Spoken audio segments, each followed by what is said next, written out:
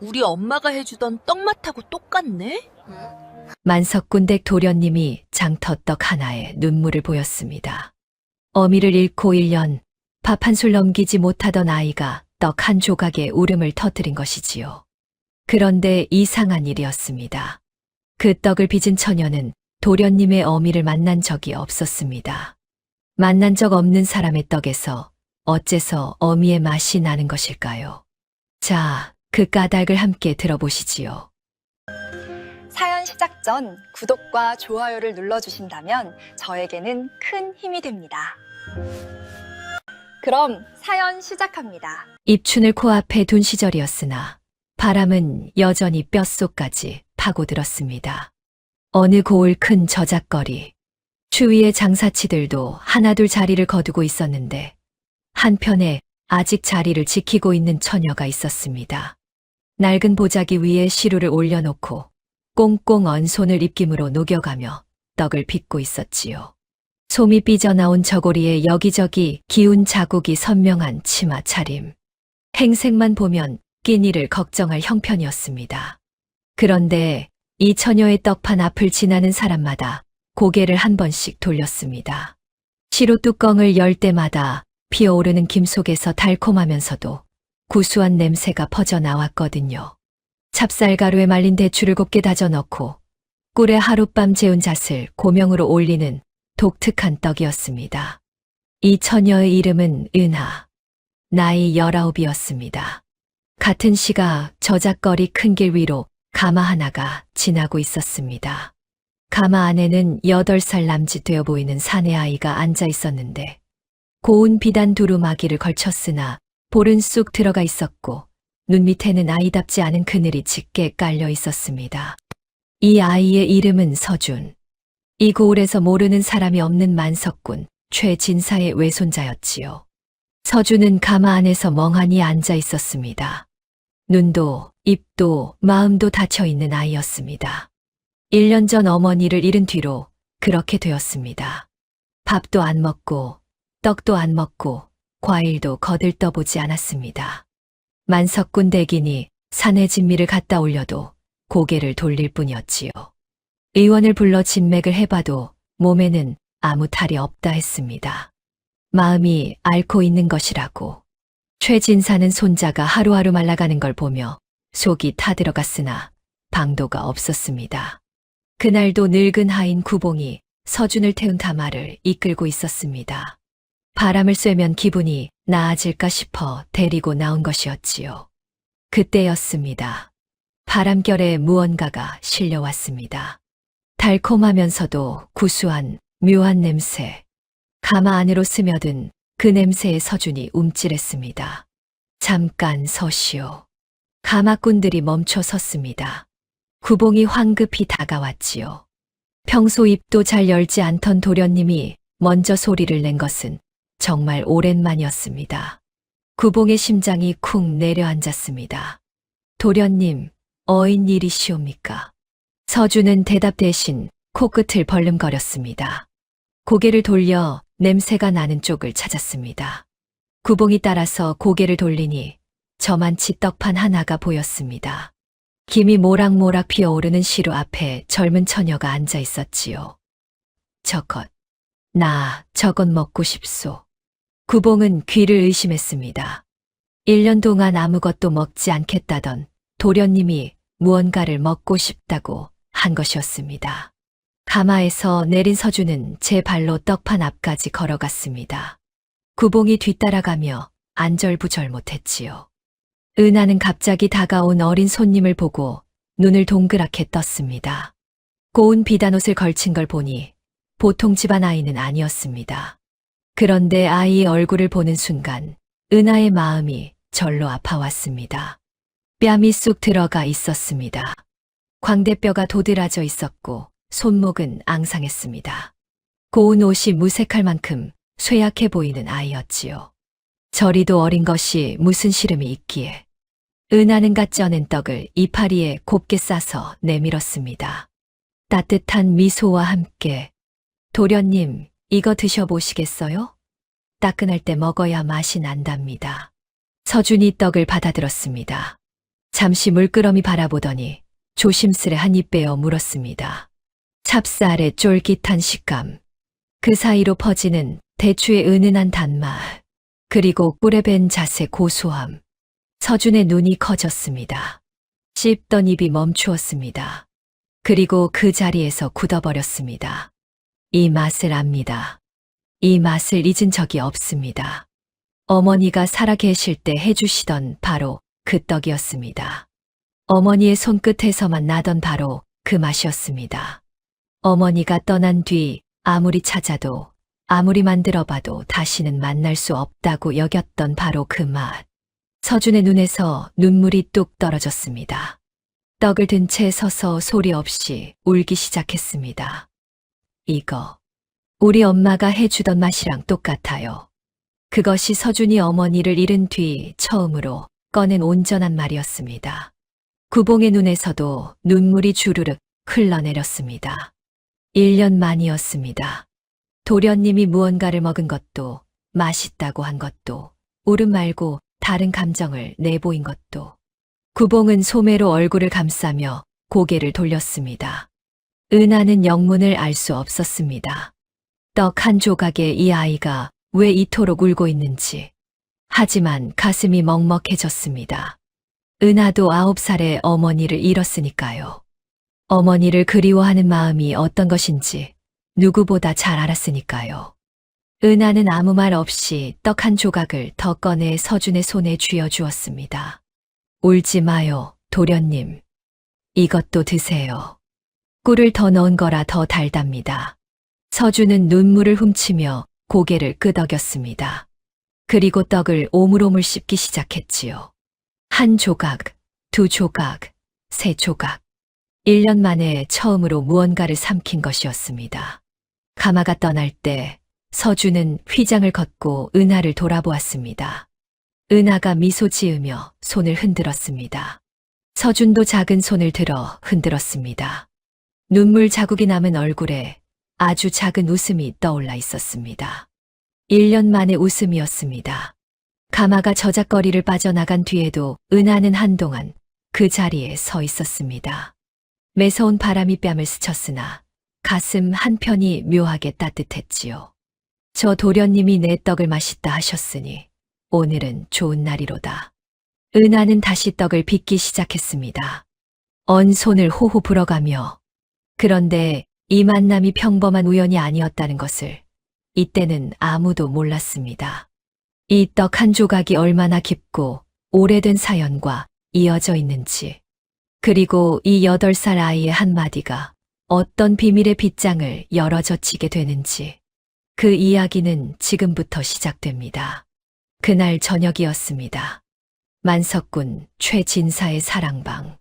구봉이 조심스레 문을 열고 들어왔습니다. 진사 어른, 아래올 것이 있사옵니다. 최진사는 등잔 앞에 앉아 서책을 넘기고 있었습니다.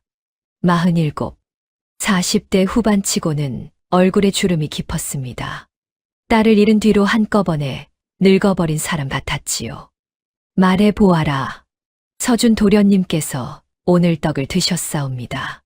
최진사의 서책 넘기는 손이 멈추었습니다. 뭐라 하였느냐? 저작거리 떡장수 처녀의 떡을 드시고 웃으셨사옵니다. 최진사가 고개를 들었습니다. 믿기 어렵다는 얼굴이었지요. 온갖 산의 진미를 마다하던 손자가 장터떡을 먹었다니. 어떤 떡이더냐? 꿀대추 찰떡이라 하옵니다. 도련님께서, 돌아가신 아가씨께서 해주시던 것과 맛이 똑같다 하셨사옵니다. 순간 최진사의 얼굴에서 핏기가 사라졌습니다. 손에 들린 서책이 바닥으로 떨어졌습니다. 꿀대추 찰떡. 그 이름이 최진사의 귓전을 울렸습니다. 오래전, 아주 오래전에 묻어두었던 기억의 문이 덜컥 열리려 하고 있었습니다. 그 처녀가 어찌 생겼더냐? 젊은 처녀이옵니다. 행색은 누추하였으나 얼굴은 맑고 곱상하였사옵니다. 도련님 말씀으로는. 구봉이 잠시 망설였습니다. 도련님 말씀으로는 돌아가신 아가씨와 닮으셨다 하셨사옵니다. 최진사의 손이 미세하게 떨리기 시작했습니다. 죽은 딸 채영과 닮은 얼굴. 채영이 해주던 것과 같은 맛의 떡. 우연이겠지. 최진사는 스스로에게 그렇게 말했습니다. 그러나 가슴 한구석에서 무언가가 꿈틀거리기 시작했습니다. 깊이, 아주 깊이 묻어두었던 무언가가. 최진사는 등잔불을 바라보았습니다. 불꽃이 흔들리고 있었습니다. 마치 자신의 마음처럼. 그 밤 최진사는 잠을 이루지 못했습니다. 꿀대추 찰떡이라는 네 글자가 머릿속에서 떠나지 않았거든요. 그 떡을 이 세상에서 그렇게 빚을 줄 아는 사람은 최진사가 아는 단 한 명뿐이었습니다. 그 사람은 이미 이 세상 사람이 아닌 줄로만 알았는데, 아니, 정확히 말하면 살았는지 죽었는지조차 알 수 없었는데, 20년 가까이 찾지 않았으니까요. 아니, 찾지 못한 것이 아니라 찾지 않은 것이었습니다. 그것이 최진사의 첫 번째 죄였지요. 다음 날이었습니다. 서준이가 아침부터 난리를 쳤습니다. 밥상을 물리치는 건 여전했으나 이번에는 이유가 달랐지요. 저작거리에 가야 하오. 어제 그 떡을 또 먹고 싶소. 구봉이 난감한 얼굴로 서준을 달랬습니다. 도련님, 오늘은 날이 더 춥사옵니다. 내일 가시지요. 실소. 오늘 가야 하오. 지금 당장. 구봉은 어쩔 수 없이 서준을 등에 업고 저작거리로 나섰습니다. 가마를 타겠느냐 물었으나 서준은 고개를 저었지요. 구봉의 등이 더 따뜻하다며. 저작거리에 도착한 이은하는 어제와 같은 자리에서 떡을 빚고 있었습니다. 서준을 알아보고 눈이 동그래졌지요. 어머, 어제 그 도련님이시구나. 어제 떡이 맛있었소. 오늘도 같은 것을 주시오. 은하는 환하게 웃으며 까쩌는 떡을 이파리에 싸서 건넸습니다. 서준은 받자마자 한 입 빼어 물었습니다. 오물오물 씹는 모습을 보며 은하가 빙그레 웃었지요. 그런데 그날따라 날이 포근하여 은하가 쓰개 치마를 벗어놓고 있었습니다. 얼굴이 온전히 드러나 있었지요. 서준이 떡을 씹다 말고 은하의 얼굴을 물끄러미 올려다보았습니다. 맑은 눈매, 부드러운 입술의 곡선, 웃을 때 살짝 올라가는 눈꼬리. 서준의 머릿속에 무언가가 겹쳐졌습니다. 할아버지 대간방에 걸린 초상화.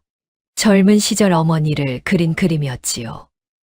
누이, 우리 엄마랑 닮았어요. 은하는 어리둥절했습니다. 그러나 아이의 눈에 그렁그렁 맺힌 눈물을 보자 가슴이 먹먹해졌지요. 은하도 9살에 어머니를 잃었으니까요. 어머니를 그리워하는 마음이 어떤 것인지 은하는 누구보다 잘 알았습니다. 도련님, 어머니를 많이 그리워하시는구나. 저는 보잘것없는 떡장수에 불과하오나 도련님께서 찾아오실 때마다 따뜻하게 맞이해 드리겠사옵니다. 정말이요? 그럼요. 서준의 얼굴에 환한 웃음이 피어났습니다. 그날 이후로 서준은 하루도 빠지지 않고 저작거리를 찾았습니다. 비가 와도 바람이 불어도 구봉의 등에 엎혀서 나왔지요. 구봉은 힘이 들었으나 내색하지 않았습니다. 도련님이 무언가를 먹고 무언가를 기다리고 어딘가를 가고 싶어 한다는 것 자체가 기적이었으니까요. 은하는 매일 서준을 위해 따끈한 떡을 준비해 두었습니다. 서준이 오면 떡을 건네고 서준이 먹는 동안 옆에 앉아 이런저런 이야기를 나누었지요. 오늘은 할아버지께서 글 공부를 시키셨소. 어머, 도련님은 벌써 글을 아시옵니까? 대단하시옵니다. 누이도 글을 아시오? 조금은요. 길가에서 흘러나오는 글 읽는 소리를 어깨너머로 주워들은 것이옵니다. 그럼 같이 공부하면 좋겠소. 은하는 웃으며 고개를 끄덕였습니다. 서준은 그날부터 서당에서 배운 글자를 떡판 위에 나뭇가지로 써보이며 은하에게 자랑했지요. 은하도 아는 글자를 써보이며 맞장구를 쳤습니다. 둘은 떡판을 사이에 두고 글 공부를 하는 묘한 사제지간이 되었습니다. 보름이 지났습니다. 서준은 눈에 띄게 달라져 있었습니다. 밥을 먹기 시작했습니다. 물론 집에서 차려주는 산해진미를 즐기는 것은 아니었으나 은하의 떡을 먹으면서 입맛이 조금씩 돌아온 것이었지요. 죽 한 그릇, 미음 한 사발씩 넘기기 시작했습니다. 얼굴에도 살이 붙었습니다. 광대뼈가 도드라지던 얼굴이 또래 아이답게 통통해지기 시작했지요. 무엇보다 달라진 것은 표정이었습니다. 어머니를 잃은 뒤 굳게 닫혀있던 얼굴이 활짝 열렸습니다. 웃는 일이 잦아졌고 또래 아이들과도 어울리기 시작했지요. 만석군 대가인들은 서준의 변화에 하나같이 놀랐습니다. 의원이 손을 쓸 수 없다 하던 마음의 병을 장터 떡장수 처녀가 고쳐놓은 셈이었으니까요. 한편 은하의 사정은 녹록지 않았습니다. 은하가 떡을 파는 까닭은 단 하나였습니다. 박씨 할머니의 약값. 할머니는 폐병이 깊었습니다. 의원은 이미 고개를 저었으나 은하는 포기하지 않았지요. 새벽에 일어나 쌀을 빻고 팥을 삶고 시루에 올렸습니다. 언 손을 호호 불며 반죽을 치대고 날이 밝으면 저작거리에 나가 하루 종일 떡을 팔았습니다. 그렇게 벌어도 약값에는 늘 모자랐습니다.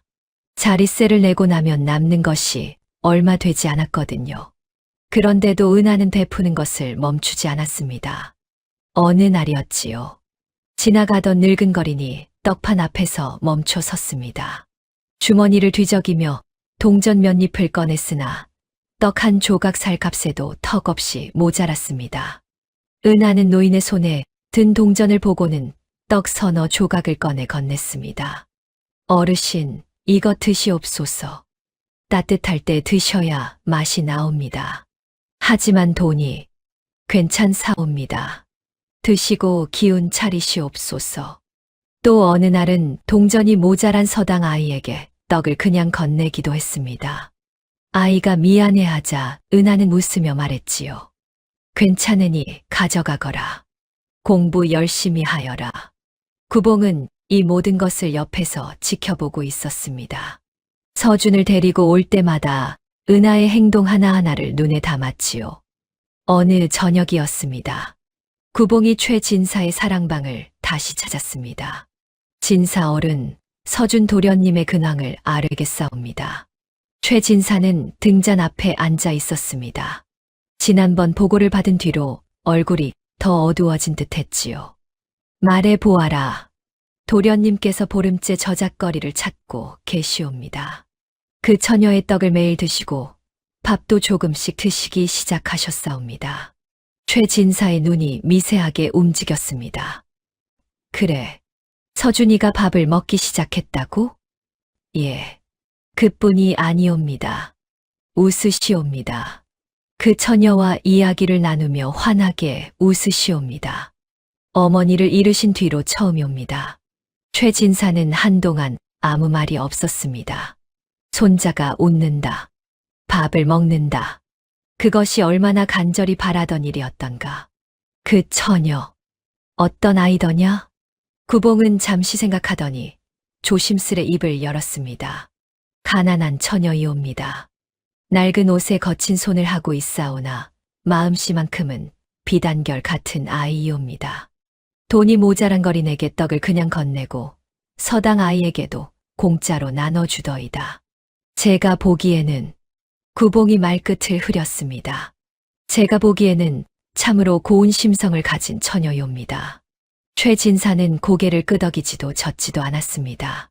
다만 등잔불을 바라보는 눈빛이 흔들리고 있었지요. 손자를 살려준 처녀, 딸과 닮은 얼굴, 그리고 자신이 평생 잊지 못한 그 떡맛. 그 세 가지가 최진사의 머릿속에서 하나로 엮이려 하고 있었습니다. 구봉아, 예, 진사 어른. 내일 내가 직접 나가보겠다. 구봉은 놀란 기색을 감추며 고개를 숙였습니다. 알겠사옵니다. 최진사는 등잔불을 바라보며 중얼거렸습니다. 직접 보아야겠다. 이 눈으로. 그 말 속에는 손자 걱정만이 아닌 더 깊고 오래된 무언가가 담겨 있었습니다. 그것이 무엇인지는 최진사 자신도 아직 또렷이 알지 못했지요. 아니, 어쩌면 알면서도 모른 척하고 있었는지 모릅니다. 며칠을 망설였습니다. 최 진사는 구봉의 보고를 들은 뒤로 밤마다 뒤척였지요. 손자가 밥을 먹기 시작했다는 소식은 기뻤으나 그 기쁨 뒤에 자꾸만 다른 것이 고개를 들었습니다. 꿀대추 찰떡, 딸과 닮은 얼굴, 이 두 가지가 머릿속을 떠나지 않았습니다. 결국 최 진사는 자리에서 일어났습니다. 관복 대신 평복을 꺼내 입었지요. 갓도 쓰지 않고 두루마기 하나만 걸쳤습니다. 만석군 최 진사가 아닌 그저 이름 없는 늙은 양반 행색이었습니다. 구봉아, 가마는 필요 없다. 걸어서 가마. 구봉은 아무 말 없이 뒤를 따랐습니다. 진사 어른이 저런 행색으로 나서는 것은 처음이었지요. 무언가 심상치 않다는 것을 구봉도 느끼고 있었습니다. 저작거리에 도착한 최 진사는 떡판에서 떨어진 곳에 자리를 잡았습니다. 국밥집 처마 아래 걸터 앉아 멀찍이 서 은하를 바라보았지요. 은하는 오늘도 같은 자리에서 떡을 빚고 있었습니다. 낡은 저고리에 기운 자국이 선명한 치마 차림. 언 손을 입김으로 녹여가며 반죽을 치대고 있었지요. 그때 서준이가 나타났습니다. 구봉의 부하 하인 등에 엎혀서 왔지요. 서준이 은하를 보자마자 환하게 웃었습니다. 누이. 은하도 서준을 보며 반갑게 손을 흔들었습니다. 떡을 건네고 서준이 먹는 것을 지켜보며 머리를 쓰다듬어 주었지요. 최 진사는 그 광경을 물끄러미 바라보았습니다. 서준이가 웃고 있었습니다. 딸을 잃은 뒤 한 번도 보지 못한 웃음이었습니다. 저 아이가 저렇게 웃을 수 있다는 것을 최 진사는 이미 잊고 있었지요. 그런데 최 진사의 시선은 어느 순간 서준이가 아닌 은하에게 멈춰 있었습니다. 은하가 서준의 머리를 쓰다듬으며 웃는 모습. 떡을 건네며 많이 드세요 하는 모습. 동전이 모자란 아이에게 떡을 그냥 건네는 모습. 최 진사의 입술이 미세하게 떨렸습니다. 서준이가 돌아간 뒤 최 진사는 자리에서 일어났습니다. 천천히 은하의 떡판으로 걸어갔지요. 은하는 새 손님을 보고 예를 갖추어 인사했습니다. 어르신, 떡을 사러 오셨사옵니까? 최 진사는 대답 대신 떡판을 내려다보았습니다. 찹쌀가루에 말린 대추를 곱게 다져 넣고 꿀에 재운 잣을 고명으로 올린 떡. 김이 모락모락 피어오르고 있었지요. 이것을 하나 주겠느냐? 예, 어르신. 갓 쪄낸 것이니 따뜻하실 것이옵니다. 은하가 이파리에 떡을 싸서 건넸습니다. 최 진사는 떨리는 손으로 떡을 받았지요. 한 입 빼어 물었습니다. 찹쌀의 쫄깃한 식감이 혀를 감쌌습니다. 그 사이로 대추의 은은한 단맛이 퍼졌지요. 그리고 꿀에 밴 잣의 고소함이 입안 가득 번졌습니다. 최 진사의 온몸이 굳었습니다. 이 맛을 압니다. 세상 어디에서도 찾을 수 없다고, 영영 잃어버렸다고 여겼던 바로 그 맛이었습니다. 20해 가까이 전, 이 고을 변두리 작은 떡집. 그 떡집 막내딸이 빚어주던 바로 그 꿀대추 찰떡의 맛이었지요. 최 진사의 다리에 힘이 풀렸습니다. 비틀거리며 옆에 담벼락에 어깨를 기대었지요. 손에 든 떡이 떨리고 있었습니다. 그리고 은하의 얼굴을 다시 보았습니다. 서준이가 말했던 것이 떠올랐습니다. 죽은 딸 채영과 닮았다고. 그러나 최 진사의 눈에 비친 것은 채영의 얼굴이 아니었습니다. 그보다 더 오래전 기억 깊숙이 묻어둔 어떤 여인의 얼굴이었지요. 심장이 한 번 크게 쿵 내려앉았습니다. 그 얼굴은 20살 시절 옥순과 빼닮아 있었습니다. 그 순간 최 진사의 머릿속에서 세월이 거꾸로 흘렀습니다. 28 되던 해였습니다. 어느 봄날 저작거리를 지나다 떡집 앞에서 발길이 멈추었지요. 시루에서 막 꺼낸 떡을 파는 처녀가 있었습니다. 나이 18. 이름은 옥순. 천민 출신 떡집 딸이었으나 맑고 티 없는 얼굴의 웃음이 해맑았습니다. 떡을 건네며 따뜻할 때 드셔야 맛이 나옵니다. 하던 목소리가 유난히 귀에 남았지요. 최 진사는 그날 이후 매일 그 떡집을 찾았습니다. 처음에는 떡이 맛있어서라고 스스로에게 핑계를 댔지요. 그러나 이내 솔직해질 수밖에 없었습니다. 떡이 아니라 옥순을 보러 가는 것이었으니까요. 옥순도 최진사에게 마음을 열었습니다. 신분을 내세우지 않고 한 사람의 여인으로 대해주는 그에게 진심으로 정을 주었지요. 최진사가 갈 때마다 떡을 하나 더 싸주었고, 최진사는 옥순이 좋아하는 비녀를 선물했습니다. 둘은 사랑에 빠졌습니다. 그것은 부잣집 양반이 천한 여인에게 흔히 품는 가벼운 마음이 아니었습니다. 진심이었지요. 최진사는 옥순을 곁에 두고 싶었습니다. 첩으로라도 드리고 싶었지요. 그러나 이 일이 아버지 귀에 들어가고 말았습니다. 아버지의 분노는 대단했습니다. 만석군 가문의 체면에 먹칠을 할 셈이냐며 대청마루가 떠나가도록 호통을 쳤지요. 그러나 아버지는 단순히 화만 낸 것이 아니었습니다. 더 교활하고 잔인한 수를 썼지요. 내가 그 계집을 끊지 않으면 내가 직접 손을 쓰마 관가에 넘겨 종으로 만들어버리겠다. 최진사는 두려웠습니다. 아버지의 재력과 권세라면 옥순을 해치는 것쯤은 식은 죽 먹기였지요. 최진사는 옥순을 지키기 위해 차라리 자신이 물러서는 것이 낫다고 판단했습니다. 아니, 그렇게 믿고 싶었는지도 모릅니다. 싸워볼 용기가 없었던 것을 옥순을 지키기 위한 선택이라고 포장한 것인지도요. 마지막으로 옥순을 만난 날이었습니다. 최진사는 차마 진실을 말하지 못했습니다. 아버지가 너를 해치려 한다. 그러니 내가 물러서는 것이다. 그 말을 하면 옥순이 더 고통스러울 것이라 생각했지요. 미안하오. 나는 결국 집안을 택할 수밖에 없소. 나를 잊어주시오. 옥순의 얼굴에서 핏기가 사라졌습니다. 나으리, 그것이 진심이시옵니까? 그렇소. 이것으로 우리 인연은 끝이오. 옥순은 한동안 아무 말도 하지 못했습니다. 그러다 품에서 무언가를 꺼냈지요. 나비 모양의 작은 놀이개였습니다. 옥순이 늘 차고 다니던 것이었지요. 옥순은 그 놀이개를 반으로 나누었습니다. 한 조각을 최진사의 손에 쥐어주며 말했습니다. 나머지 반쪽은 제가 가져가겠사옵니다. 언젠가 이것을 다시 맞출 날이 올지도 모르오니. 최진사는 놀이개를 받아 쥐었습니다. 그리고 돌아섰지요. 등 뒤에서 옥순의 흐느끼는 소리가 들렸으나 끝내 돌아보지 않았습니다. 그것이 옥순을 지키는 길이라 믿으며 그 뒤로 옥순은 흔적도 없이 사라졌습니다. 떡집은 문을 닫았고 옥순이 어디로 갔는지 아무도 몰랐지요. 최진사는 놀이개 반쪽을 서재 깊숙이 넣어두었습니다. 다시 꺼내보지 못했습니다. 꺼내는 순간 무너질 것 같았으니까요. 세월이 흘렀습니다.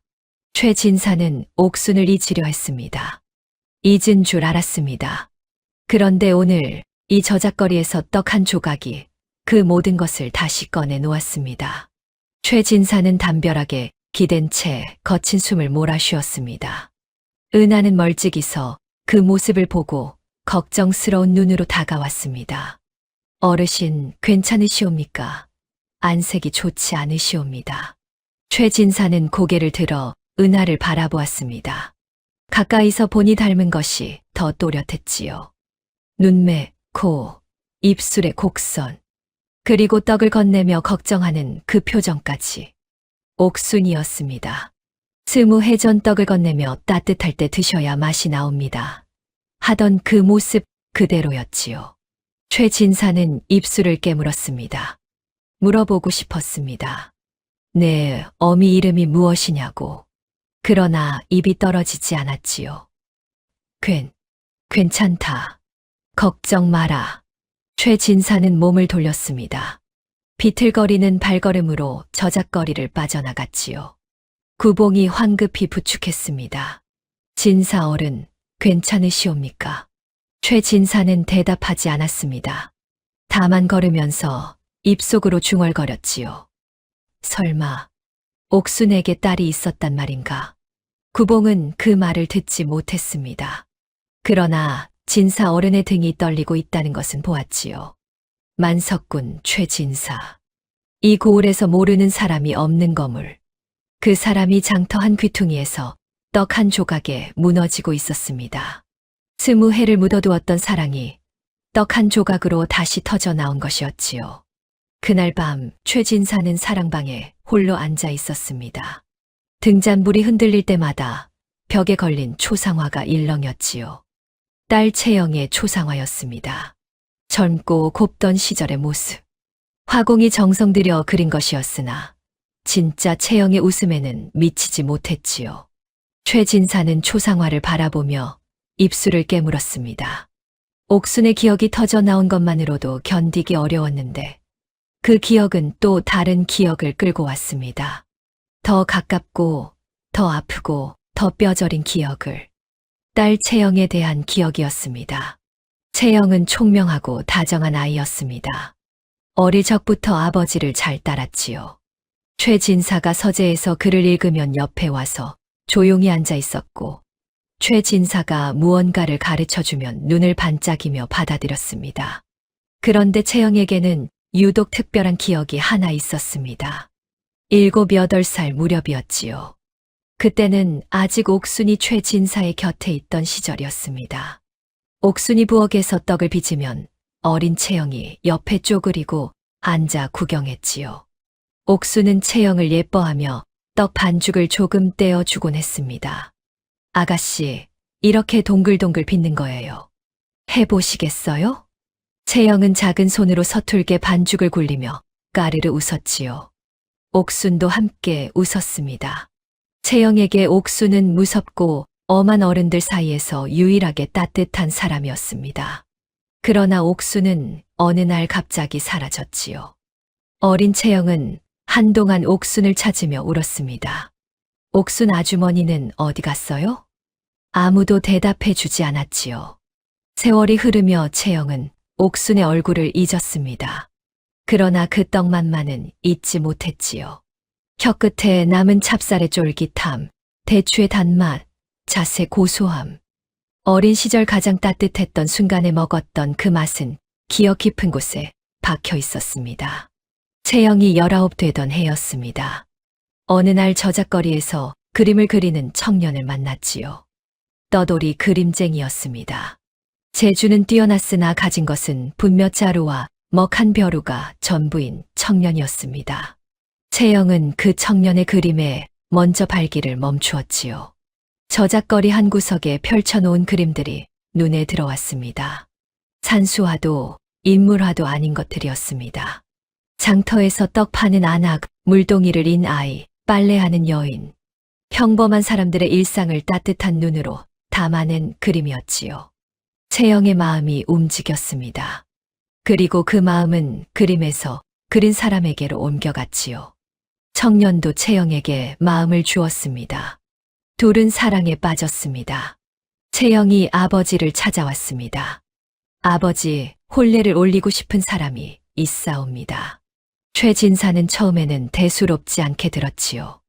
딸이 혼기가 찼으니 좋은 혼처를 구해온 것이려니 생각했습니다.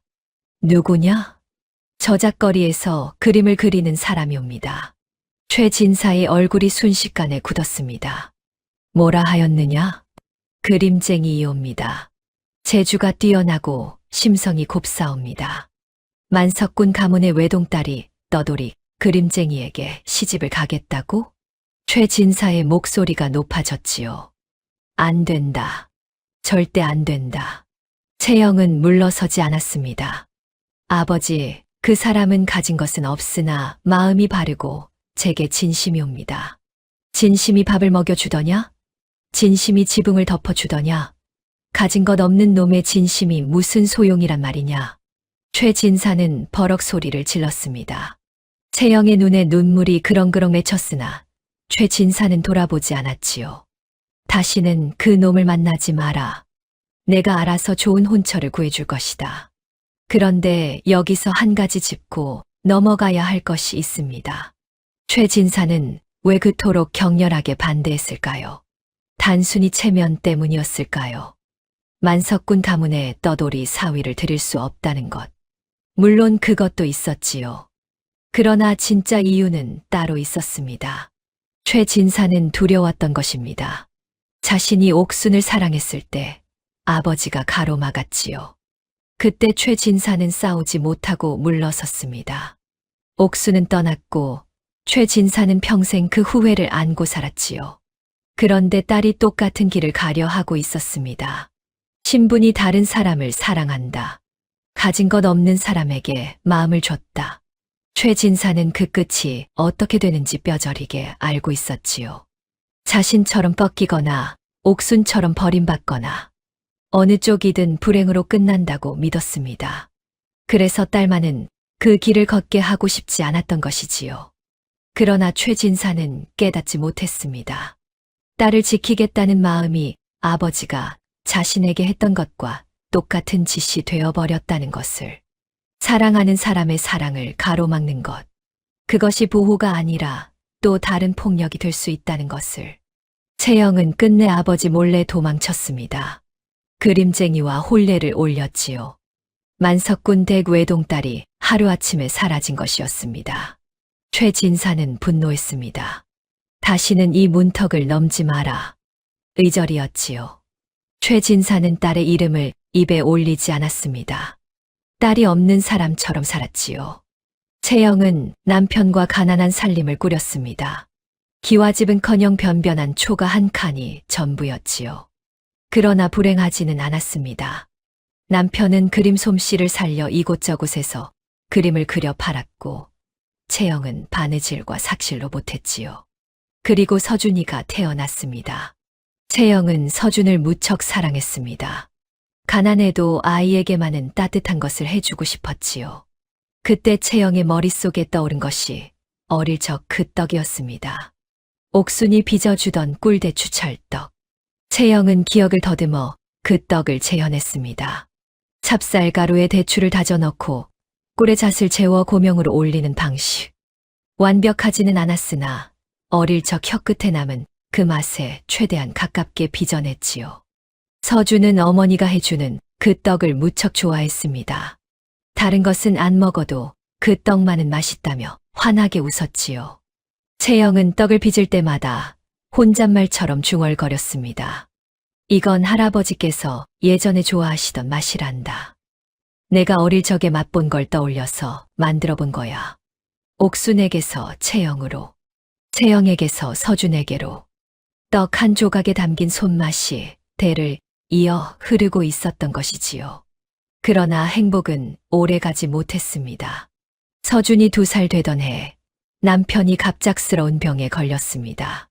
처음에는 기침이었지요. 그 기침이 점점 깊어지더니 몸져눕게 되었습니다. 약을 쓸 돈이 없었습니다.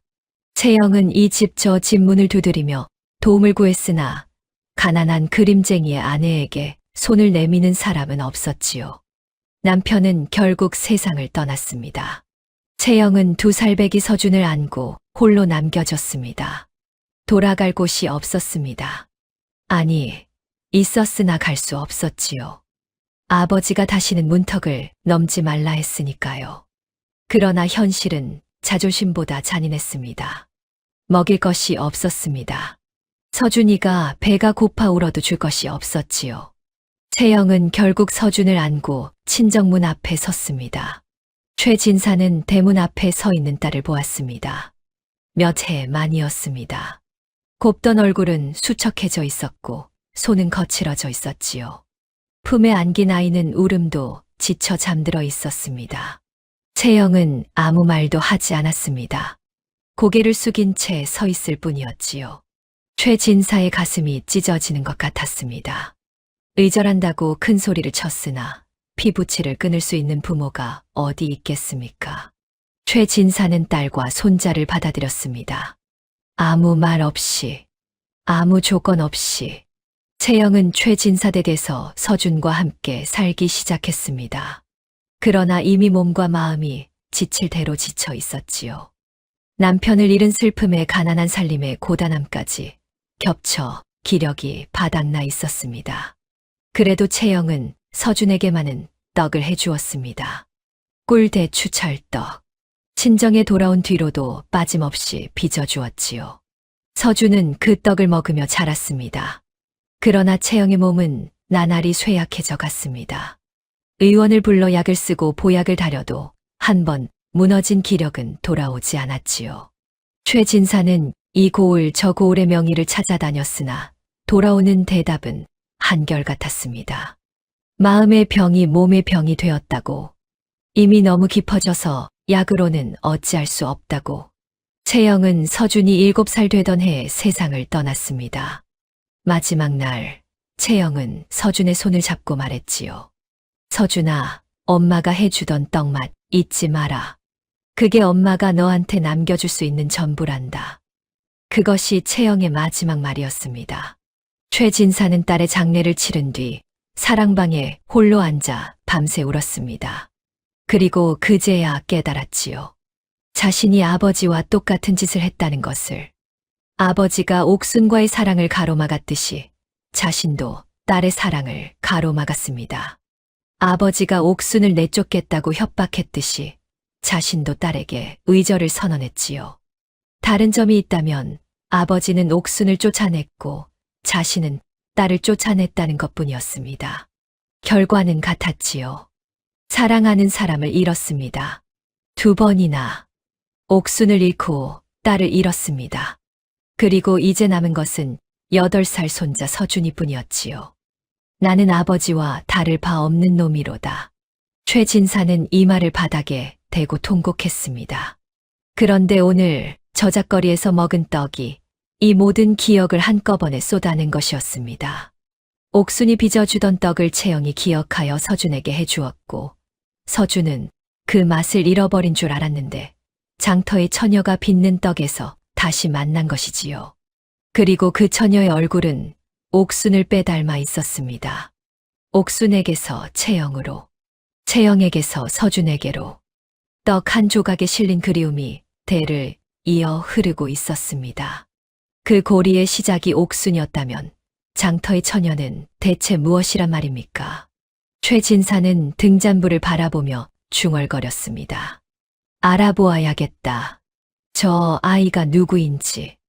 떨리는 손으로 찻잔을 들었으나 차는 이미 식어 있었지요. 최 진사의 밤은 길고 길었습니다. 다음 날 아침이었습니다. 최 진사는 밤새 뜬 눈으로 지새운 얼굴로 구봉을 불렀지요. 구봉아. 예, 진사 어른. 저작거리 그 떡장수 처녀. 내력을 알아보아라. 부모는 누구이며 어디서 왔으며 어찌 살고 있는지 낱낱이 살펴오되 내 이름은 절대 드러내지 마라. 구봉은 진사 어른의 얼굴을 살폈습니다. 하룻밤 사이에 10년은 더 늙은 듯한 얼굴이었지요. 눈 밑에 그늘이 짙게 내려앉아 있었고 입술은 바짝 말라 있었습니다. 알겠사옵니다.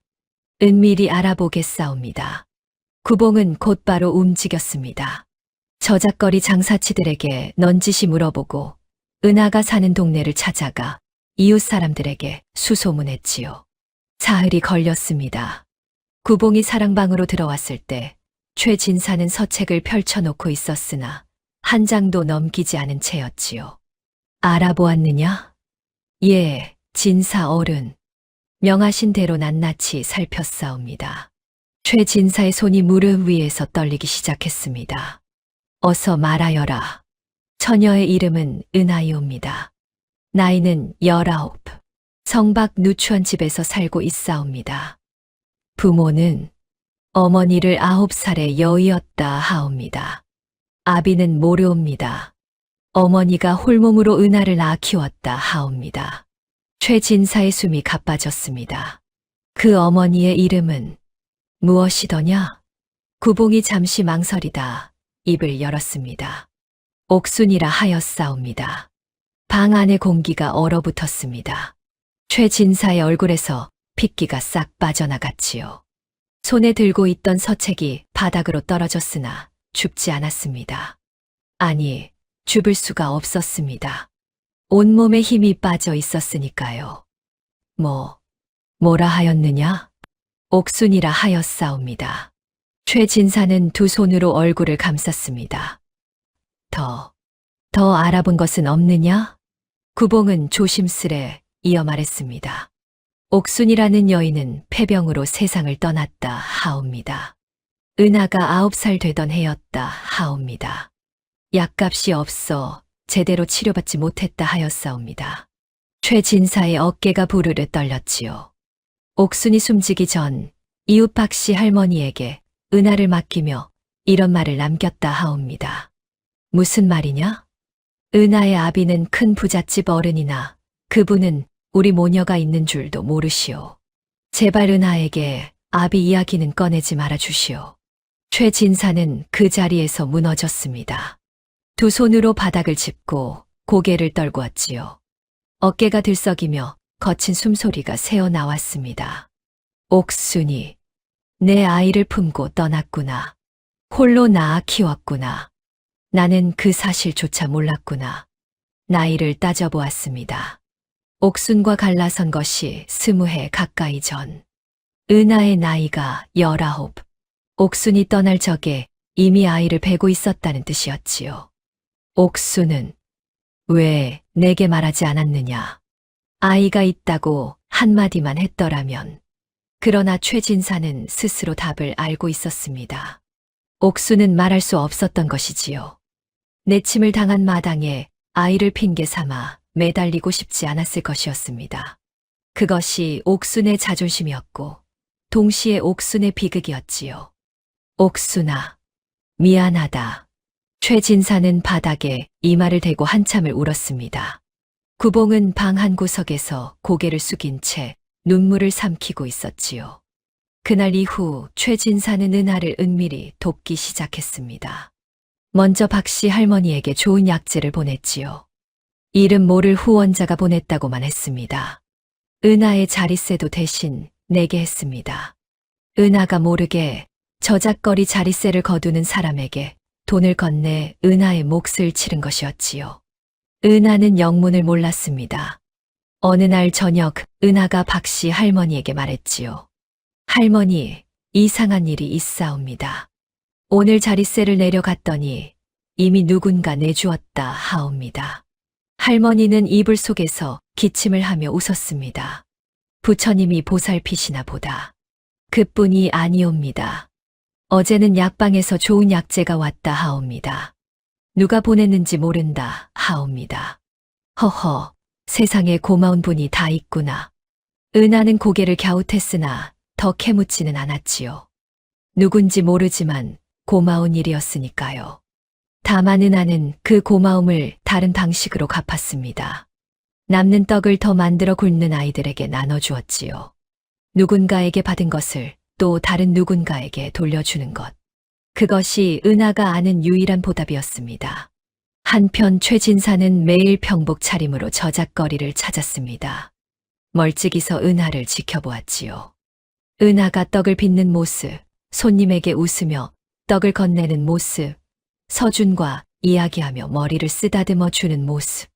그때마다 최진사의 가슴 속에서 두 가지 감정이 부딪혔습니다. 하나는 감사였지요. 저 아이가 내 핏줄이라면 얼마나 감사한 일인가. 옥순이 나에게 남겨준 선물이 아니겠는가. 다른 하나는 죄책감이었습니다. 옥순이 홀로 아이를 낳아 키우다 약값도 없이 세상을 떠나는 동안 자신은 만석군으로 호의호식하고 있었다는 것. 그 사실이 가슴을 찢어 놓았지요. 어느 날이었습니다. 최진사가 멀찍이서 은하를 지켜보고 있을 때 은하가 떡판을 정리하다 말고 하늘을 올려다보았지요. 구름 사이로 햇살이 비쳐 은하의 얼굴을 비추었습니다. 그 순간 최진사의 눈에 옥순이 겹쳐 보였습니다. 햇살 아래 웃던 20살의 옥순. 떡을 건네며 따뜻할 때 드셔야 맛이 나옵니다. 하던 옥순. 그 옥순의 모습이 은하와 겹쳐지며 눈물이 왈칵 쏟아졌지요. 최진사는 급히 고개를 돌려 눈물을 감추었습니다. 구봉이 걱정스럽게 다가왔지요. 진사 어른, 괜찮으시옵니까? 괜찮다. 눈에 무엇이 들어간 것뿐이다. 괜찮지 않았습니다. 하나도 괜찮지 않았지요. 은하에게 직접 다가가고 싶었습니다. 내가 내 딸이라고. 옥순이 남긴 아이라고 그 말을 하고 싶어 입이 근질거렸지요. 그러나 최진사는 다가갈 수 없었습니다. 자격이 없었으니까요. 20해 동안 옥순을 찾지 않았습니다. 아이가 있을 수도 있다는 생각조차 하지 않았지요. 옥순이 약값도 없이 세상을 떠나는 동안 손가락 하나 까딱하지 않았습니다. 그런 자신이 이제 와서 아비라고 나설 자격이 있겠습니까? 그래서 최진사는 멀리서 지켜보는 것을 택했습니다. 이름 모를 후원자로 남아 은하를 돕는 것. 그것이 최진사가 할 수 있는 유일한 속죄였지요. 그러던 어느 날이었습니다. 저작거리에 묘한 소문이 돌기 시작했지요. 관가에서 저작거리 정비 명령을 내렸다는 것이었습니다. 무허가 좌판을 모두 철거하라는 지시가 떨어졌다고. 장사치들 사이에서 불안한 기운이 퍼져나갔지요. 은하의 떡판도 무허가 좌판이었습니다. 은하는 그 소문을 듣고 얼굴이 하얘졌지요. 떡판을 잃으면 할머니 약값은 어찌한단 말인가. 은하의 손이 떨렸습니다. 그러나 이를 악물고 다시 반죽을 치대기 시작했지요. 오늘 하루라도 더 팔아야 했으니까요. 최진사도 그 소문을 들었습니다. 구봉에게 즉시 확인하라 시켰지요. 진사 어른, 사실이옵니다. 포청에서 다음 장날까지 무허가 좌판을 모두 거두라 명했다 하옵니다. 최진사의 얼굴이 굳어졌습니다. 관가의 명이라 돈으로 막을 수 있는 일이 아니었지요. 아무리 만석군이라 해도 관가의 정비 명령을 뒤집을 수는 없었습니다. 그러나 최진사는 직감했습니다. 이 일이 단순히 좌판 하나를 잃는 것으로 끝나지 않으리라는 것을. 은하에게 떡파는 전부였으니까요. 할머니의 약값이고 하루 끼니이고 삶 그 자체였습니다. 구봉아, 그날 내가 직접 나가겠다. 진사 어른, 그것은 직접 나가겠다 하였다. 구봉은 더 이상 말리지 못했습니다. 진사 어른의 눈에 지금까지 본 적 없는 빛이 서려 있었으니까요. 그것은 20해 전 옥순 앞에서 보여주지 못했던 것이었습니다. 싸울 각오. 이번에는 물러서지 않겠다는 단단한 결심이었지요. 금음을 사흘 앞둔 날이었습니다. 아침 해가 채 뜨기도 전에 저작거리의 발소리가 울렸습니다. 장화 소리였지요. 관아의 아전 대여섯이 저작거리 입구에 나타났을 때 상인들은 아직 좌판도 펴지 못한 채 짐을 내리고 있던 참이었습니다. 말이 없었습니다. 경고도 예고도 없었습니다. 선두의 선아전이 턱짓을 하자 나머지가 흩어지며 좌판을 걷어차기 시작했습니다. 국밥집 솥단지가 가장 먼저 엎어졌습니다.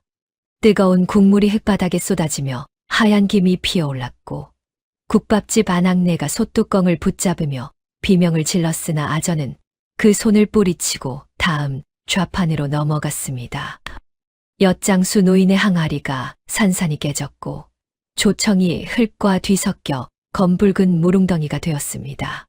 두부장수의 나무판이 두 동강 나며 하얀 두부가 진액탕에 처박혔고 집신장수의 집단이 발길에 차여 사방으로 흩어졌습니다. 저작거리가 아수라장이 되는데 반나절도 걸리지 않았습니다. 30년을 이 자리에서 버텨온 이들의 삶이 장화 앞에서 흙먼지처럼 흩어지고 있었지요. 비명과 울음이 저작거리를 가득 채웠으나 아전들의 귀에는 바람 소리와 다를 것이 없었을 겁니다. 은하의 떡판에도 아전이 다가왔습니다. 장화를 신은 발이 떡판을 걷어찼고 시루가 기울어지며 갓 쪄낸 떡이 흙바닥으로 쏟아졌습니다. 대나무 채반이 두 쪽으로 갈라졌고 이파리에 싸놓은 떡 보따리가 진을 위에 나뒹굴었습니다. 은하는 아전을 올려다보았습니다. 항의를 하면 곤장이었고 도망을 치면 이 자리에 다시 돌아올 수 없었습니다. 은하는 아무 말도 하지 못한 채 바닥에 무릎을 꿇었습니다. 떡을 주워 담기 시작했습니다.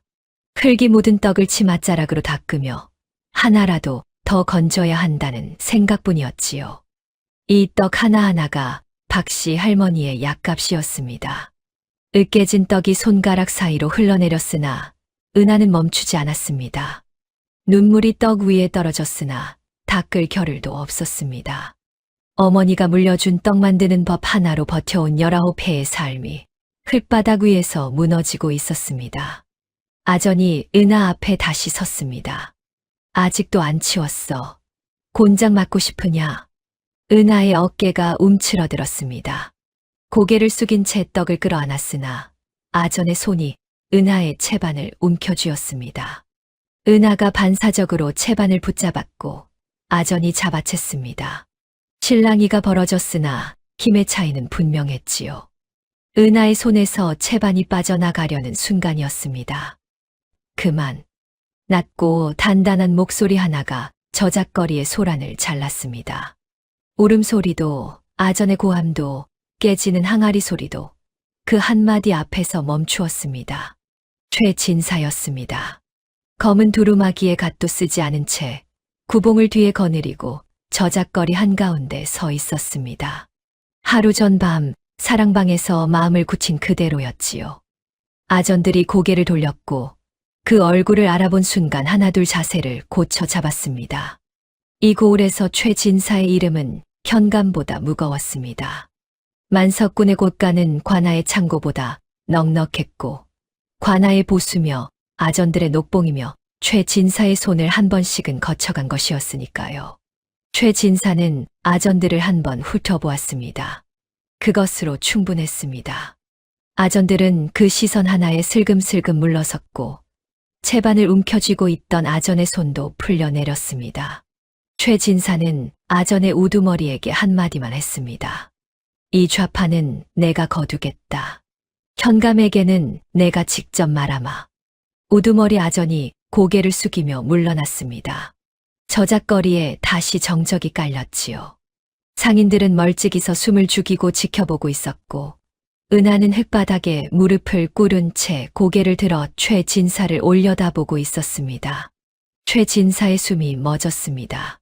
흙투성이가 된 채 떡을 끌어안고 있는 처녀. 흙이 묻은 뺨 위로 눈물 자국이 줄줄이 나 있었고 떨리는 손으로 으깨진 떡을 움켜쥔 모습은 처참했습니다. 그러나 고개를 들어 올려다보는 그 눈은 겁에 질린 눈이 아니었습니다. 놀라움과 감사와 알 수 없는 무언가가 뒤섞인 눈이었지요. 20해 전이었습니다. 봄날의 떡집 앞에서 고개를 들어 자신을 올려다보던 여인의 눈. 비 오는 날 돌아서며 마지막으로 건넨 눈빛. 옥순이의 눈이었습니다. 최진사는 가슴 안쪽이 무너져 내리는 것을 느꼈습니다. 이를 악물었습니다. 이 자리에서 무너지면 안 되었습니다.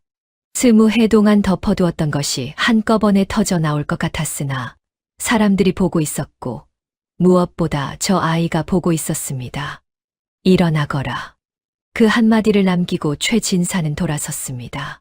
구봉이 재빨리 뒤따랐고 두 사람의 뒷모습이 저작거리를 벗어나는 동안 최진사의 어깨가 미세하게 떨리고 있었으나 그것을 알아챈 것은 구봉뿐이었습니다. 구봉이 은하 곁으로 돌아와 떡판을 다시 세워주었습니다. 시루를 바로잡고 깨진 채반 대신 새 채반을 꺼내놓으며 내일부터는 이 자리 걱정을 안 해도 될 것이라고 조용히 전했습니다. 은하는 영문도 모른 채 고개를 숙여 감사를 올렸습니다. 그러나 방금 스쳐 지나간 그 사내의 눈빛이 이상하리만치 오래도록 가슴에 남아 있었습니다. 어디선가 본 듯한 그러나 도무지 떠올릴 수 없는 눈빛이었지요. 해가 기울 무렵 서준이 달려왔습니다. 소식을 들은 서준은 신발이 벗겨지는 줄도 모르고 저작거리까지 내달렸고 은하의 떡판 앞에 도착했을 때는 숨이 턱까지 차올라 있었습니다.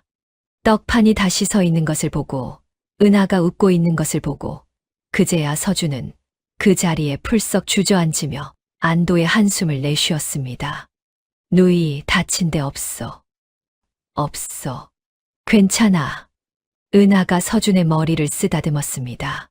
서준은 고개를 끄덕였으나 누이의 손이 아직도 떨리고 있다는 것을 놓치지 않았습니다. 8살의 눈은 어른보다 정직한 법이었지요. 서준은 아무 말 없이 은하의 손을 꼭 잡았습니다.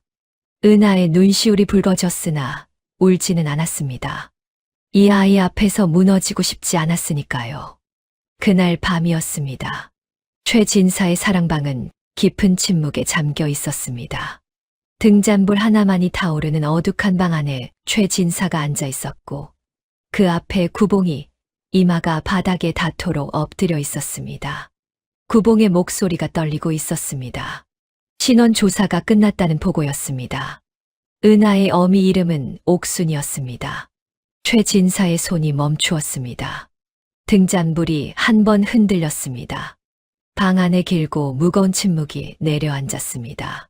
구봉은 고개를 숙인 채 다음 말을 기다렸으나 최진사의 입에서는 아무런 말도 나오지 않았습니다.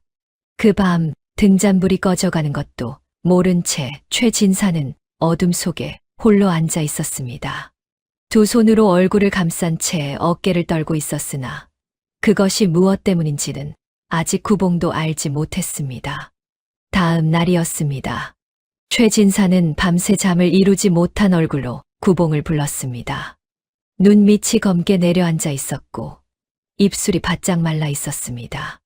사랑방 문을 열고 들어선 구봉은 최진사의 얼굴을 보자마자 무릎을 꿇었습니다. 하룻밤 사이에 10년은 늙어 보이는 주인의 모습에 구봉의 가슴이 철렁 내려앉았던 것이지요. 최진사는 구봉에게 물었습니다. 어젯밤 보고의 나머지를 들려달라고. 옥순이라는 이름 석자를 듣고 난 뒤로 아무것도 들리지 않았다고. 구봉은 조심스럽게 입을 열었습니다. 옥순은 20해 전 이고을을 떠나 산골 마을에 자리를 잡았다고 했습니다. 떡을 빚어 팔며 홀로 아이를 키웠고 그 아이가 바로 은하였습니다. 옥순은 9해 전 병을 얻어 세상을 떠났으며 은하는 그때부터 혼자 떡을 빚어 살아왔다고 했지요. 마을 사람들의 말에 따르면 옥순은 죽는 날까지 한 사내의 이름을 입에 올리지 않았으나 딸에게 떡 만드는 법 하나만은 목숨처럼 전했다고 했습니다. 그리고 한 가지 더. 구봉이 목소리를 낮추었습니다. 옥순이 은하에게 남긴 것이 떡 만드는 법 말고 하나 더 있었다고 했습니다. 반쪽짜리 옥놀이개 하나를 은하가 지금도 지니고 다닌다는 것이었습니다. 최진사의 눈이 커졌습니다. 반쪽짜리 옥놀이개. 그 놀이개를 최진사는 잊은 적이 없었습니다. 20해 전 옥순과 마지막으로 만나던 날 비가 내리고 있었습니다. 떠나야 한다는 것을 둘 다 알고 있었으나 입 밖에 내지 못하고 있었지요. 최진사는 품에서 옥놀이개를 꺼냈습니다.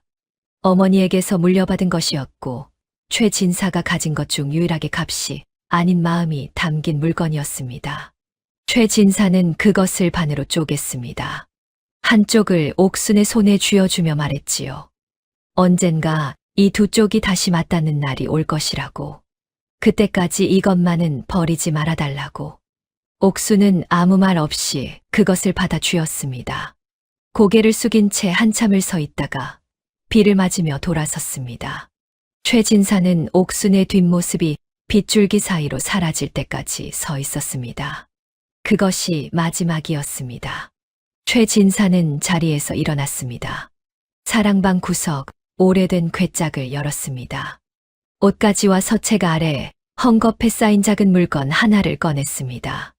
반쪽짜리 옥놀이개였습니다. 20해 동안 이 궤짝 안에 있었으나 먼지 하나 없이 깨끗했습니다. 최진사가 해마다 꺼내어 닦아두었던 것이지요. 최진사는 그 반쪽을 손에 쥔 채 오랫동안 서 있었습니다. 구봉은 고개를 숙인 채 기다렸습니다. 최진사가 입을 열었습니다. 은하를 데려오너라. 구봉은 대답 대신 깊이 절을 올리고 사랑방을 나섰습니다. 그날 오후였습니다. 은하는 영문도 모른 채 구봉을 따라 최진사의 집에 들어섰습니다.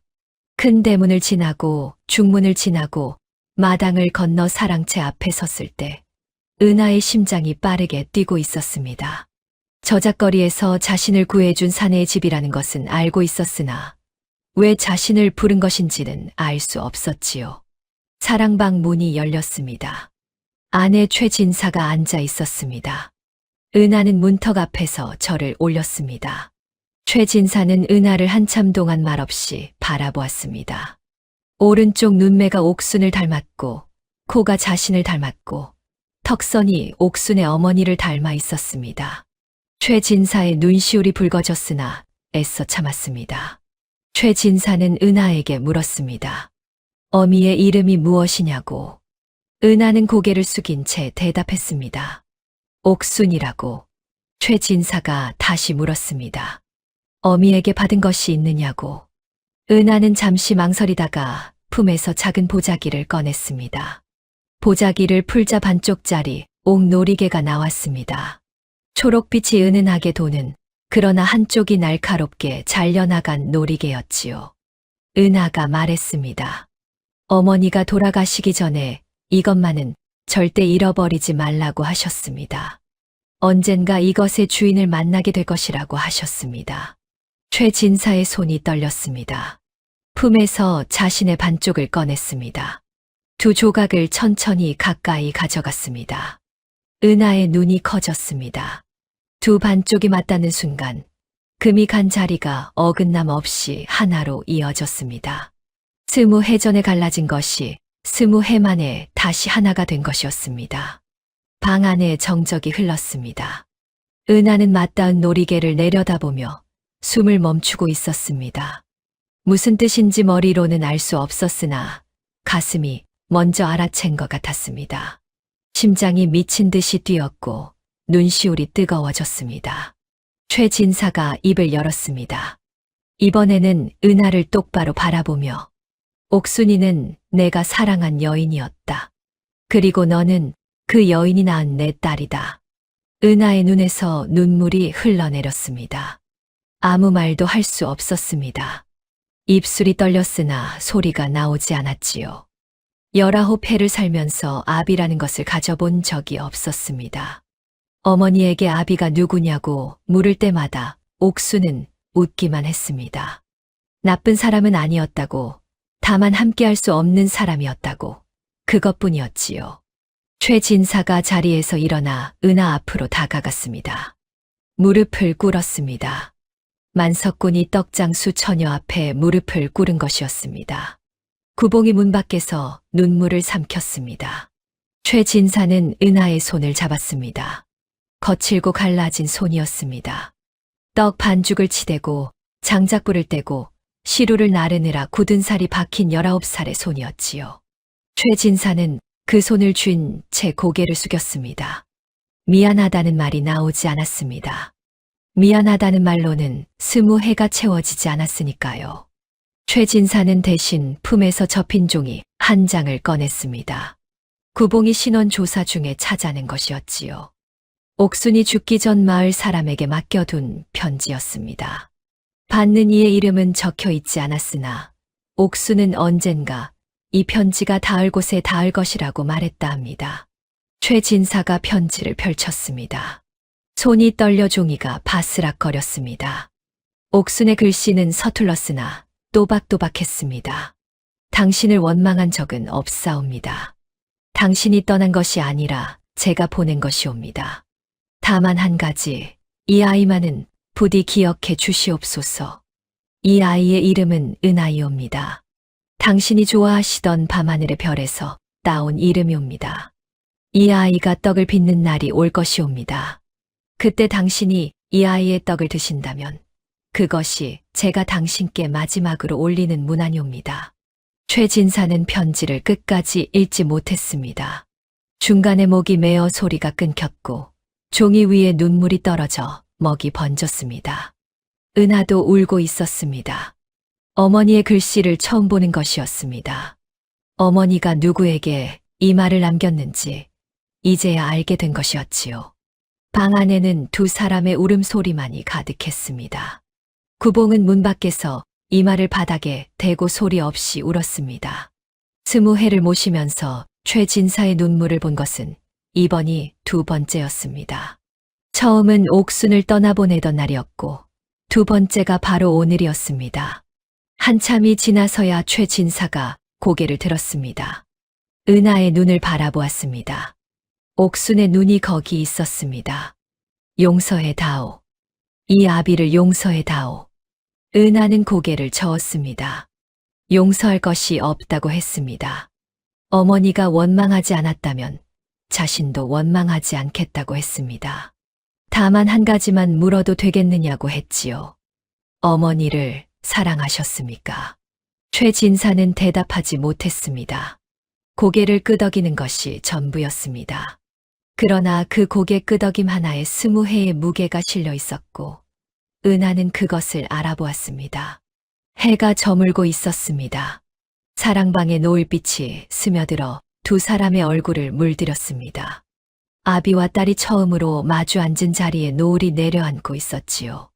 갈라졌던 놀이개가 하나로 합쳐진 것처럼 끊어졌던 인연이 20해 만에 다시 이어지고 있었습니다.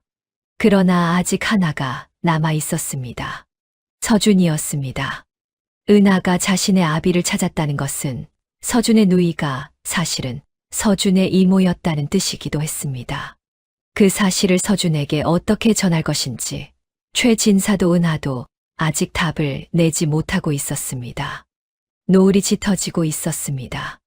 다음 날 아침이었습니다. 서준은 평소처럼 저작거리로 향했습니다. 그런데 그날은 달랐습니다. 은하의 떡판 앞에 최진사가 서 있었습니다. 서준은 할아버지가 저작거리에 나와 있는 것을 본 적이 없었습니다. 사랑방을 벗어나는 1주차 드문 할아버지가 떡판 앞에 서서 은하와 무언가를 이야기하고 있었지요. 은하의 눈이 붉었고 최진사의 표정은 서준이 한 번도 본 적 없는 얼굴이었습니다. 단단하고 차갑기만 하던 할아버지의 얼굴에 무언가 물렁하고 따뜻한 것이 스며들어 있었습니다. 서준은 조심스럽게 다가갔습니다. 최진사가 서준을 발견하고 한참 동안 내려다보았습니다. 그리고 저작거리 흙바닥에 쪼그려 앉았습니다. 만석군이 장터 한복판에 쪼그려 앉은 것이었지요. 지나가던 사람들이 고개를 돌렸으나 최진사는 개의치 않았습니다. 서준아, 예, 할아버지. 이 누이가 내 이모란다. 서준의 눈이 동그래졌습니다. 이모라는 말을 이해하는데 한참이 걸렸습니다. 이모는 엄마의 동생이라는 뜻이었지요. 서준은 은하를 올려다보았습니다. 은하가 눈물을 머금은 채 고개를 끄덕였습니다. 서준은 다시 최진사를 올려다보았습니다. 할아버지도 고개를 끄덕이고 있었지요. 서준의 입이 몇 번 달싹거렸습니다. 이모, 이모라는 말이 입안에서 맴돌았으나 밖으로 나오지 않았습니다. 서준은 은하의 손을 잡았습니다. 그리고 한참 뒤에야 입을 열었습니다. 그래도 나는 누이라고 부를래. 은하가 웃었습니다. 눈물이 볼을 타고 흘러내렸으나 웃고 있었습니다. 최진사도 고개를 돌려 눈시울을 닦았지요. 구봉은 한 발 뒤에서 코를 훌쩍이며 소매로 얼굴을 가리고 있었습니다. 그날 저녁이었습니다. 최진사는 은하에게 집으로 들어오라고 했습니다. 만석군의 딸이 저작거리에서 떡을 파는 것은 체면에도 도리에도 맞지 않는다고 했지요. 은하는 고개를 저었습니다. 최진사가 다시 한 번 권했으나 은하의 대답은 같았습니다. 은하가 입을 열었습니다. 목소리가 떨렸으나 또박또박했지요. 어머니가 자신에게 남긴 것은 떡 만드는 법 하나뿐이었다고 했습니다. 비단도 기와집도 논밭도 아니었다고. 어머니는 죽는 날까지 떡을 빚었고 그 떡으로 자신을 먹이고 입히고 키웠다고. 이 떡을 놓으면 어머니를 놓는 것과 같다고 했습니다. 어머니가 세상에 살았다는 흔적이 이 떡밖에 없는데 그것을 자기 손으로 거두는 일은 할 수 없다고. 최진사는 아무 말도 하지 못했습니다. 20해 전 옥순에게 떠나라고 했던 것이 떠올랐기 때문이었습니다. 그때도 자기 방식대로 했습니다. 옥순의 마음은 묻지도 않고 자기가 옳다고 생각하는 대로 밀어붙였지요. 그 결과가 20해의 이별이었고 옥순의 외로운 죽음이었고 딸이 홀로 떡을 빚어 연명하는 삶이었습니다. 또 같은 것을 할 수는 없었습니다. 이번만큼은 딸의 뜻을 따르는 것이 옥순에게 갚을 수 있는 유일한 빚이라고 최진사는 생각했습니다. 그래. 내 뜻대로 하거라. 최진사의 목소리가 낮게 갈라졌습니다. 은하는 고개를 깊이 숙여 절을 올렸습니다. 대신 최진사는 할 수 있는 일을 했습니다. 저작거리 철거를 막아낸 것에 이어 은하의 낡은 떡판 자리에 기와를 얹은 작은 점포를 세워주었고 박씨 할머니에게 의원을 보내 약을 지어주었습니다. 은하는 사양하려 했으나 최진사는 한마디만 했습니다. 이것은 내 어미에게 갚는 빚이다. 은하는 더 이상 거절하지 못했습니다. 가게가 자리를 잡아가면서 은하는 한 가지 일을 시작했습니다. 매일 아침 떡을 찌고 남은 것 중에서 모양이 찌그러지거나 크기가 작아 팔 수 없는 떡들을 따로 모았습니다. 그 떡을 대나무 채반에 담아 가게 앞에 내놓았지요. 돈이 없는 이들이 가져가라는 뜻이었습니다. 서준이 물었습니다. 왜 돈도 안 받고 떡을 주느냐고. 어머니가 그러셨어. 떡은 혼자 먹으면 음식이지만 나누면 마음이 된다고. 서준은 고개를 끄덕였습니다. 그리고 다음 날부터 서준도 함께 했습니다. 가게 앞에 나란히 앉아 떡을 나눠주었지요. 만석군댁 도련님이 떡장수 누이 옆에 앉아 떡을 건네는 모습을 저작거리 사람들은 신기한 듯 바라보았으나 곧 익숙한 풍경이 되었습니다. 최진사는 그 소식을 구봉에게 전해 들었습니다. 사랑방에 앉아 구봉의 말을 듣는 최진사의 얼굴에 처음으로 웃음 비슷한 것이 떠올랐습니다. 구봉은 그 웃음을 보고 또 울었지요. 20해 만에 처음 보는 주인의 웃음이었으니까요. 옥순이가 맞았다. 떡은 나누면 마음이 되는 것이었어. 구봉은 고개를 숙인 채 대답하지 못했습니다. 그해 가을이었습니다. 느티나무에 노란 잎이 물들기 시작한 어느 날, 최진사가 오랜만에 저작거리에 나왔습니다. 은하의 가게 앞에 서서 떡 하나를 받아들었습니다. 꿀대추 찰떡이었지요. 한 입 빼어 물었습니다. 20해 전 봄날에 옥순이 건네던 그 맛이 혀 위에 퍼졌습니다. 최진사는 이번에는 울지 않았습니다. 대신 은하를 바라보며 고개를 끄덕였습니다. 잘하고 있다는 뜻이었지요. 서준이 할아버지와 누이 사이에 끼어들어 떡을 하나 집어 들었습니다. 세 사람이 저작거리에 나란히 서서 떡을 먹고 있었습니다. 할아버지와 딸과 손자가 피가 이어준 사이였으나 피보다 깊은 것이 이 세 사람을 묶고 있었습니다. 떡 한 조각이었습니다. 해가 기울었습니다. 가게 문을 닫을 시간이었지요. 은하는 마지막 남은 떡을 서준에게 건넸습니다. 누이, 내일도 올 수 있지. 오렴. 내일도, 모레도, 그 다음 날도. 서준이 웃었습니다. 구봉이 가마를 대령하고 있었으나 서준은 걸어가겠다고 했지요. 은하가 서준의 머리를 쓰다듬었습니다. 서준이 돌아서서 걸어가기 시작했습니다. 몇 발자국 가다가 서준이 멈추었습니다. 돌아보았습니다. 누이. 응. 이모. 은하의 눈이 커졌습니다. 서준이 볼이 빨개진 채 고개를 돌리고 다시 걸어갔습니다. 은하는 한참 동안 서준의 뒷모습을 바라보았습니다. 작은 등이 저작거리 끝으로 사라질 때까지 바라보았지요. 눈물이 흘렀으나 닦지 않았습니다. 은하는 가게 문을 닫고 하늘을 올려다보았습니다. 별이 하나둘 떠오르고 있었습니다. 어머니가 가르쳐준 별자리가 오늘도 제자리에 있었지요. 은하라는 이름을 지어준 그 밤하늘의 별이 오늘따라 유난히 밝았습니다.